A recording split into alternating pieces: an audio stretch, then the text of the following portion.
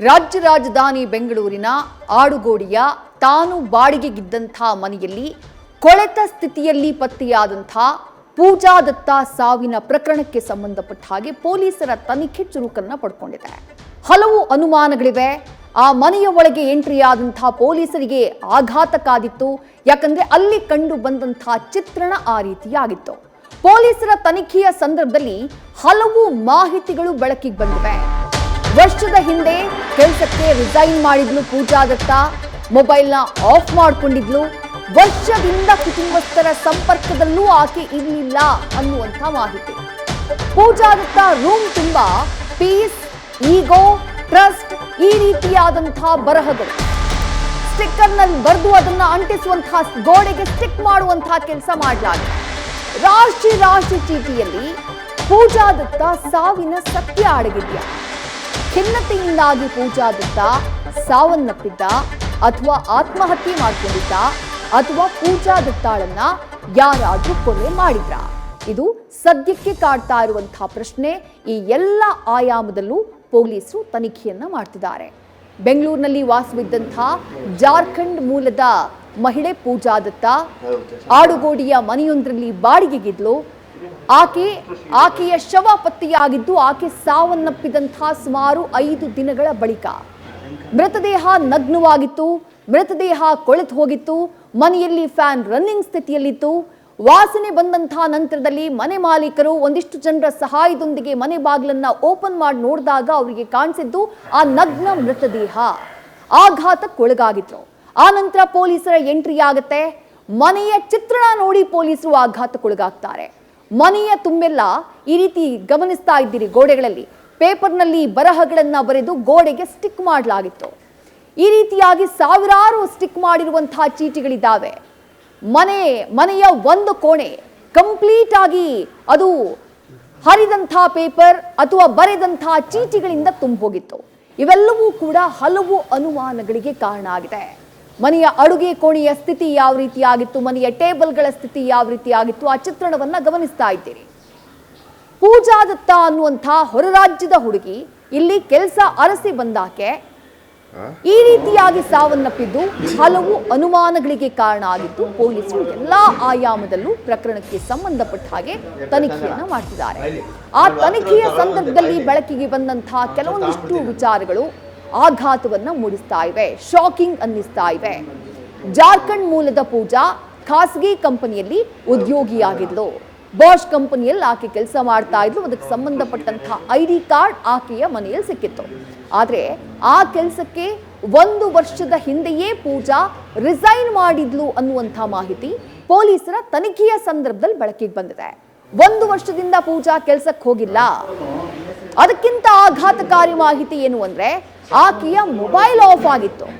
ಆಕೆಯ ಹಳೆ ಸಿಮ್ ಅನ್ನ ತೆಗೆದು ಹೊಸ ಸಿಮ್ ಅನ್ನ ಆಕೆ ಹಾಕೊಂಡಿದ್ಲು. ಬಟ್ ಯಾರ ಸಂಪರ್ಕವನ್ನು ಆಕೆ ಮಾಡಿರಲಿಲ್ಲ. ಕಳೆದ 1 ವರ್ಷದಿಂದ ತನ್ನ ಮನೆಯವರು ಹಾಗೆ ಸ್ನೇಹಿತರಿಂದ ಪೂಜಾ ದೂರಾನೇ ಇದ್ಲು. ಅವರನ್ನ ಕಾಂಟ್ಯಾಕ್ಟ್ ಮಾಡಿಲ್ಲ, ಅವರನ್ನ ಮೀಟ್ ಮಾಡಿಲ್ಲ, ಅಟ್ಲೀಸ್ಟ್ ಫೋನ್ ಮೂಲಕನೂ ಸಂಪರ್ಕದಲ್ಲಿ ಇರಲಿಲ್ಲ ಅನ್ನೋದು ತನಿಖೆಯ ಸಂದರ್ಭದಲ್ಲಿ ಬೆಳಕಿಗೆ ಬಂದಿರುವಂತಹ ವಿಚಾರ. 3 ತಿಂಗಳ ಹಿಂದೆ ಆಕೆ ಯಾವ ಹೊಸ ಸಿಮ್ ಅನ್ನ ತೆಗೆದುಕೊಂಡಿದ್ಲೋ ಅದರ ವ್ಯಾಲಿಡಿಟಿ ಕೂಡ ಮುಗಿದು ಆ ಸಿಮ್ ಆಫ್ ಆಗಿತ್ತು. ಪೂಜಾ ಮೊಬೈಲ್ಗೆ ಯಾವುದೇ ಇನ್ಕಮಿಂಗ್ ಕಾಲ್ ಬರ್ತಾ ಇರಲಿಲ್ಲ, ಔಟ್ ಗೋಯಿಂಗ್ ಕಾಲ್ ಅದು ಹೋಗ್ತಾ ಇರಲಿಲ್ಲ. 1 ವರ್ಷದ ಕಾಲ 1 ವರ್ಷದ ಮೊಬೈಲ್ CDR ರಿಪೋರ್ಟ್ನ ಕಲೆ ಹಾಕೋದಕ್ಕೆ ಸದ್ಯ ಪೊಲೀಸರು ನಿರ್ಧಾರ ಮಾಡಿದ್ದಾರೆ. ಪೂಜಾ ಯಾರ ಜೊತೆ ಸಂಪರ್ಕದಲ್ಲಿದ್ಲು ಅನ್ನೋ ಬಗ್ಗೆ ತನಿಖೆಯನ್ನ ಮಾಡ್ತಿದ್ದಾರೆ ಪೊಲೀಸರು. ಇನ್ನು ಎಲ್ಲಕ್ಕಿಂತ ಹೆಚ್ಚಾಗಿ ಕಳೆದ 3 ತಿಂಗಳಿನಿಂದ ಪೂಜಾ ಮನೆಯಲ್ಲೇ ಇದ್ಲು, ಹೊರಗಡೆ ಕಾಣಿಸಿಕೊಂಡಿರಲಿಲ್ಲ ಅನ್ನುವಂಥ ಮಾಹಿತಿಯೂ ಇದೆ. ಹೊರಗಡೆ ಹೋಗೋದು, ಶಾಪಿಂಗ್ ಮಾಡೋದು ಅಥವಾ ಯಾವುದೋ ಕಾರಣಕ್ಕೆ ಹೊರಗಡೆ ಬರೋದು ಆ ಥರದ್ದಾಗೇ ಇಲ್ವಂತೆ. 3 ತಿಂಗಳಿನಿಂದ ಪೂಜಾ ಡಿಪ್ರೆಷನ್ಗೆ ಹೋಗಿರಬಹುದು ಅನ್ನುವಂಥ ಅನುಮಾನ ಕಾಡ್ತಾ ಇದೆ. ಯಾಕಂದ್ರೆ ಆಕೆಯ ಮನೆಯ ಚಿತ್ರಣ ಅಂಥದ್ದೊಂದು ಅನುಮಾನವನ್ನ ಬಲಗೊಳಿಸ್ತಾ ಇದೆ. ರೂಮ್ನ ತುಂಬೆಲ್ಲ ಚೀಟಿಗಳಲ್ಲಿ ಕೆಲ ಬರಹಗಳನ್ನ ಬರೆದಿಟ್ಟಿದ್ದಾಳೆ ಪೂಜಾ. ಅದರಲ್ಲಿ ಪೀಸ್ ಅನ್ನುವಂಥ ವರ್ಡ್ ಇದೆ, ಈಗೋ ಅನ್ನುವಂಥ ವರ್ಡ್ ಇದೆ, ಟ್ರಸ್ಟ್ ನಂಬಿಕೆ, ಸ್ಯಾಟಿಸ್ಫ್ಯಾಕ್ಷನ್, ಲವ್, ಸೋಲೋ ಲವ್ ಈ ರೀತಿಯಾಗಿ ಹಲವು ಬರಹಗಳು ಕೆಲವು ಮೋಟಿವೇಟ್ ಮಾಡುವಂತಹ ಬರಹಗಳು, ಕೆಲವು ಕುಗ್ಗೋದಾಗ ಬರೆದಿರುವಂತಹ ಬರಹಗಳು, ಆ ರೀತಿಯಾದಂತಹ ಬರಹಗಳನ್ನ ಬರೆದು ಅದನ್ನ ಗೋಡೆಗೆ ಸ್ಟಿಕ್ ಮಾಡುವಂತಹ ಕೆಲಸವನ್ನ ಪೂಜಾ ದತ್ತ ಮಾಡಿದ್ಲು. ಇನ್ನೂ ಕೆಲ ಬರಹ ಬರೆದು ಚೀಟಿ ಹರಿದು ಹಾಕಿದ್ದಾಳೆ ಪೂಜಾ. ವರ್ಷದ ಹಿಂದೆ ಕೆಲಸ ಬಿಟ್ಟಿದ್ದಂತಹ ಪೂಜಾ ಆ ನಂತರ ಬೇರೆ ಯಾವುದೇ ಕೆಲಸಕ್ಕೆ ಹೋಗ್ತಿರ್ಲಿಲ್ಲ ಅನ್ನೋದು ಸದ್ಯಕ್ಕೆ ತನಿಖೆಯ ಸಂದರ್ಭದಲ್ಲಿ ಸಿಕ್ಕಿರುವಂತಹ ಮಾಹಿತಿ. ಈಗ ಮೂಡುವಂತಹ ಪ್ರಶ್ನೆ ಏನು ಅಂದ್ರೆ, ಕೆಲಸ ಬಿಟ್ಟು 1 ವರ್ಷ ಆಗಿತ್ತು, ಅದಾದ ನಂತರ ಬೇರೆ ಕೆಲಸಕ್ಕೆ ಸೇರಿಲ್ಲ, ಹಾಗಾದ್ರೆ ಜೀವನ ಮಾಡೋದಕ್ಕೆ ಹಣ ಎಲ್ಲಿಂದ ಬರ್ತಾ ಇತ್ತು? ಮನೆ ಬಾಡಿಗೆಯನ್ನ ಆಕೆ ಹೇಗೆ ಕಟ್ತಾ ಇದ್ಲು? ಇಂಥದ್ದೊಂದು ಅನುಮಾನ ಇದೆ. ಪೂಜಾಳ ಬ್ಯಾಂಕ್ ಅಕೌಂಟ್ ಡೀಟೇಲ್ಸ್ ಸಂಗ್ರಹಕ್ಕೆ ಪೊಲೀಸರು ಮುಂದಾಗಿದ್ದಾರೆ. ಮೊದಲೇ ಸೇವಿಂಗ್ಸ್ ಏನಾದರೂ ಇತ್ತಾ ಅಥವಾ ಬೇರೆ ಯಾರಾದರೂ ಹಣ ಕಳುಹಿಸ್ತಾ ಇದ್ರಾ? ಇದೆಲ್ಲದಕ್ಕೆ ಸಂಬಂಧಪಟ್ಟ ಹಾಗೆ ಮಾಹಿತಿಯನ್ನ ಕಲೆ ಹಾಕೋಕೆ ಪೂಜಾ ಅಕೌಂಟ್ ಇರುವಂತಹ ಬ್ಯಾಂಕ್ಗೂ ಪೊಲೀಸರು ನೋಟಿಸ್ನ ನೀಡಿದ್ದಾರೆ. ಮಾಹಿತಿಯನ್ನ ಕೊಡಿ ಅಂತ ಹೇಳಿ ಪೊಲೀಸರು ಕೇಳಿದ್ದಾರೆ. ಜೊತೆಗೆ 1 ವರ್ಷದ ಪೂಜಾ ದತ್ತಾಳ ಹಣದ ವಹಿವಾಟಿನ ಬಗ್ಗೆ ಪೊಲೀಸರು ಮಾಹಿತಿಯನ್ನ ಕೇಳಿದ್ದಾರೆ. ಪೂಜಾ ಈ ಹಿಂದೆ ಕೆಲಸ ಮಾಡ್ತಾ ಇದ್ದಂತಹ ಕಂಪನಿ, ಆ ಕಂಪನಿಗೂ ನೋಟಿಸ್ ಕೊಡಲಾಗಿದೆ. ಯಾವ ಕಾರಣಕ್ಕಾಗಿ ಆಗ ಪೂಜಾ ಕೆಲಸ ಬಿಟ್ಲು ಅನ್ನೋದ್ರ ಬಗ್ಗೆ ಪೊಲೀಸರು ಮಾಹಿತಿಯನ್ನ ಕಲೆ ಹಾಕೋದಕ್ಕೆ ಮುಂದಾಗಿದ್ದಾರೆ. ಇವತ್ತು ಪೂಜಾ ದತ್ತಾಳ ಮರಣೋತ್ತರ ಪರೀಕ್ಷೆಗೆ ಪೊಲೀಸರು ಸಿದ್ಧತೆಯನ್ನ ಮಾಡಿಕೊಂಡಿದ್ದಾರೆ. ಮರಣೋತ್ತರ ಪರೀಕ್ಷೆಯಿಂದ ಒಂದು ಕ್ಲಾರಿಟಿ ಸಿಗಬಹುದು.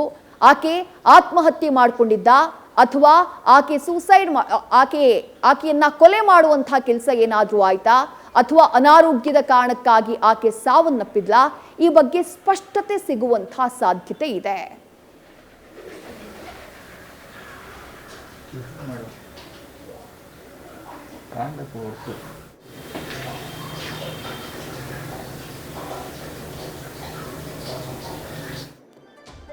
ಪೂಜಾ ದತ್ತಾಳ ಮನೆ, ಆಕೆ ಸಾವನ್ನಪ್ಪಿರುವಂತಹ ರೀತಿ 10 ಹಲವು ಪ್ರಶ್ನೆಗಳನ್ನ ಹುಟ್ಟುಹಾಕ್ತಾ ಇದೆ. ತನಿಖೆಯ ಸಂದರ್ಭದಲ್ಲಿ ಹೊರಗಡೆ ಬಂದಿರುವಂತಹ ಮಾಹಿತಿಗಳು ಕೂಡ ಆ ಅನುಮಾನಗಳಿಗೆ ಪುಷ್ಟಿ ನೀಡ್ತಾ ಇವೆ. ಹಲವು ಪ್ರಶ್ನೆಗಳನ್ನ ಹುಟ್ಟುಹಾಕ್ತಾ ಇವೆ. ಅನುಮಾನಗಳು ಏನೇನು? ವರ್ಷದ ಹಿಂದೆ ಪೂಜಾ ಕೆಲ್ಸಕ್ಕೆ ರಿಸೈನ್ ಮಾಡಿದ್ಯಾಕೆ? ಬಾಷ್ ಅನ್ನುವಂತಹ ಕಂಪ್ನಿನಲ್ಲಿ ಆಕೆ ವರ್ಕ್ ಮಾಡ್ತಾ ಇದ್ಲು ಅನ್ನೋದಕ್ಕೆ ಸಂಬಂಧಪಟ್ಟಂತಹ ಒಂದು ID ಕಾರ್ಡ್ ಲಭ್ಯ ಆಗಿದೆ. ಆಕೆಯ ಮನೆ ಮಾಲೀಕರು ಜಾನಕಮ್ಮ ಅವರು ಕೂಡ ಅದನ್ನೇ ಉಲ್ಲೇಖ ಮಾಡಿದ್ರು, ಆ ಕಂಪ್ನಿನಲ್ಲಿ ಆಕೆ ಕೆಲಸ ಮಾಡ್ತಾ ಇದ್ಲು ಅಂತ ಹೇಳಿ. ಆದ್ರೆ ಪೊಲೀಸರು ವಿಚಾರಣೆ ಮಾಡಿದಂತಹ ಟೈಮ್ನಲ್ಲಿ 1 ವರ್ಷದ ಹಿಂದೆಯೇ ಆಕೆ ಕೆಲಸ ಬಿಟ್ಟಿದ್ಲು ಅನ್ನೋದು ಗೊತ್ತಾಗಿದೆ. ಕೆಲಸ ಬಿಟ್ಟಿದ್ರೆ ಯಾವ ಕಾರಣಕ್ಕಾಗಿ ಕೆಲಸ ಬಿಟ್ಟಿದ್ಲು? ಇದು ಕಾಡ್ತಾ ಇರುವಂತಹ ಪ್ರಶ್ನೆ. ಆ ಸಂಸ್ಥೆಯವರಿಗೆ, ಆ ಖಾಸಗಿ ಕಂಪನಿಯವರಿಗೆ ಪೊಲೀಸರು ನೋಟಿಸ್ ಕೊಟ್ಟಿದ್ದಾರೆ, ಈ ಬಗ್ಗೆ ಮಾಹಿತಿಯನ್ನ ಕೊಡಿ ಅಂತ ಹೇಳಿ. ಎರಡನೇ ಅನುಮಾನ ಏನು? ಕುಟುಂಬಸ್ಥರು, ಫ್ರೆಂಡ್ಸ್ ಪೂಜಾ ಸಂಪರ್ಕದಲ್ಲಿ ಇರಲಿಲ್ಲ ಯಾಕೆ? ಸುಮಾರು 1 ವರ್ಷದಿಂದ ಕುಟುಂಬಸ್ಥರ ಜೊತೆ ಆಕೆ ಸಂಪರ್ಕದಲ್ಲಿ ಇರಲಿಲ್ಲ, ಆಕೆಯ ಸ್ನೇಹಿತರ ಜೊತೆಗೂ ಆಕೆ ಸಂಪರ್ಕದಲ್ಲಿ ಇರಲಿಲ್ಲ. ಅಷ್ಟು ಐಸೋಲೇಟ್ ಆಗಿದ್ಯಾಕೆ? ಎಲ್ಲರನ್ನ ಆಕೆ ದೂರ ಇಟ್ಟಿದ್ಯಾಕೆ? ಇದು ಕೂಡ ಅನುಮಾನಕ್ಕೆ ಕಾರಣ ಆಗ್ತಾ ಇದೆ. ಮೂರನೇ ಅನುಮಾನ ಏನು? ಮೊಬೈಲ್ ಆಫ್ ಆಗಿದ್ರೂ ಕೂಡ ಕುಟುಂಬಸ್ಥರು ಯಾಕೆ ಆಕೆಯನ್ನ ಸಂಪರ್ಕ ಮಾಡಿಲ್ಲ? ಸಹಜವಾಗಿ ಮೂಡುವಂತಹ ಒಂದು ಪ್ರಶ್ನೆ ಇದು. ಯಾವುದೇ ಕುಟುಂಬ ಇರಲಿ, ಮನೆಯವರು ತಮ್ಮ ಮಕ್ಕಳ ಜೊತೆ ಕಂಟಿನ್ಯೂಸ್ ಆಗಿ ಸಂಪರ್ಕದಲ್ಲಿರ್ತಾರೆ. ಯಾವಾಗ ಮಕ್ಕಳು ಸಂಪರ್ಕಕ್ಕೆ ಸಿಗ್ಲಿಲ್ವೋ ಮನೆಯವರು ಗಾಬರಿ ಆಗ್ತಾರೆ, ಸಂಪರ್ಕ ಮಾಡುವಂತಹ ಪ್ರಯತ್ನವನ್ನ ಮಾಡ್ತಾರೆ. ಆದ್ರೆ ಮೊಬೈಲ್ ಆಫ್ ಆಗಿದೆ ಪೂಜಾಳದ್ದು ಅನ್ನೋದು ಗೊತ್ತಿದ್ರೂ ಕೂಡ, 3 ತಿಂಗಳಿಂದ ಅಂತೂ ಕಂಪ್ಲೀಟ್ ಆಫ್ ಆಗಿದೆ, ಮೊಬೈಲ್ ಆಫ್ ಆಗಿದೆ ಅನ್ನೋದು ಗೊತ್ತಿದ್ರೂ ಕೂಡ ಕುಟುಂಬಸ್ಥರು ಸಂಪರ್ಕ ಮಾಡುವಂತಹ ಪ್ರಯತ್ನ ಯಾಕೆ ಮಾಡಲಿಲ್ಲ? ಆಕೆಯನ್ನ ಕಾಂಟ್ಯಾಕ್ಟ್ ಮಾಡೋದಕ್ಕೆ ಸಾಧ್ಯ ಆಗ್ತಿಲ್ಲ ಅನ್ನುವಂಥ ಟೈಮ್ನಲ್ಲಿ ನೇರವಾಗಿ ಆಕೆಗೆ ಸಂಬಂಧಪಟ್ಟಂತಹ ಯಾರೋ ಪೊಲೀಸರನ್ನ ಮಾಹಿತಿ ಕಲೆ ಹಾಕೋದು, ಆಕೆಯ ಸ್ನೇಹಿತರಿಂದ ಮಾಹಿತಿಯನ್ನ ಕಲೆ ಹಾಕೋದು, ಅದು ಯಾವುದಾದ್ರೂ ಆಗ್ಬೇಕಾಗಿತ್ತು. ಅದು ಯಾವುದೂ ಆಗಿಲ್ಲ ಅನ್ನೋದು ಪೊಲೀಸರ ಪ್ರಾಥಮಿಕ ತನಿಖೆಯ ಸಂದರ್ಭದಲ್ಲಿ ಗೊತ್ತಾಗಿರುವಂತಹ ಮಾಹಿತಿ. 1 ವರ್ಷದಿಂದ ಕುಟುಂಬಸ್ಥರು ಮಗಳನ್ನ ಸಂಪರ್ಕ ಮಾಡುವಂತಹ ಪ್ರಯತ್ನ ಮಾಡಲಿಲ್ವಾ? ಈ ಪ್ರಶ್ನೆ ಕಾಡ್ತಾ ಇದೆ. ಮತ್ತೊಂದು ಅನುಮಾನ ಏನು? ಪೂಜಾ ಹಳೆ ಸಿಮ್ ತೆಗೆದು ಹೊಸ ಸಿಮ್ ಅನ್ನ ಹಾಕಿದ್ಯಾಕೆ? ಹಳೆ ಸಿಮ್ ಅದನ್ನ ತೆಗೆದು ಹಾಕ್ಬಿಡ್ತಾಳೆ, ಅದಾದ ನಂತರ ಹೊಸ ಸಿಮ್ನ ಹಾಕೊಂಡ್ಬಿಡ್ತಾಳೆ. ಆ ಹೊಸ ಸಿಮ್ನ ವ್ಯಾಲಿಡಿಟಿ ಕೂಡ ಮುಗಿದು ಹೋಗುತ್ತೆ ಬಿಡಿ, ಬಟ್ ಯಾಕೆ ಹಳೆ ಸಿಮ್ನ ತೆಗೆದು ಹಾಕಿದ್ಯಾಕೆ?